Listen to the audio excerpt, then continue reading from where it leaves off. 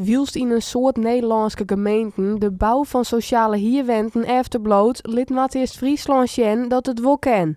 De overheid wil graag dat wij 30% sociale huur realiseren landelijk.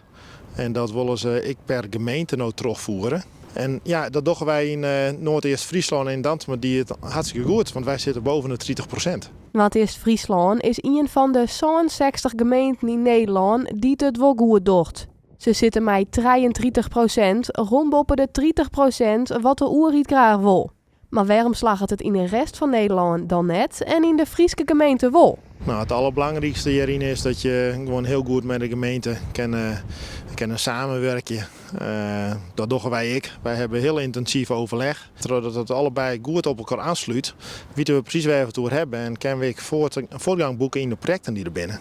Het is natuurlijk moeilijk om voor de rest van Nederland te praten, maar wat de locaties gaat, hier hebben we nog wel beschikbare locaties. En daar waar de gemeente locaties beschikbaar had, stelt ze altijd de vraag van nou, thuis wonen, wat kan je hem hierin budgetten? Kan je hem je wenningen realiseren? En ook in Dokkum wordt er alweer druk gebouwd. We staan op de Ljutgerlaan en dit is project Fonteinslanden. En dit is een groot project voor u. Het gaat hier om straks een nijbouw van 90 nieuwe woningen. Dat moet klaarwijs in 2022. En we beginnen dit jaar al met de eerste fase te bouwen. Dat huurpercentage zie je dus in de oude jaren. Maar doordat wij dit project nog niet realiseren, denk ik dat wij de komende jaren nog wel rond die 30% blijven zitten.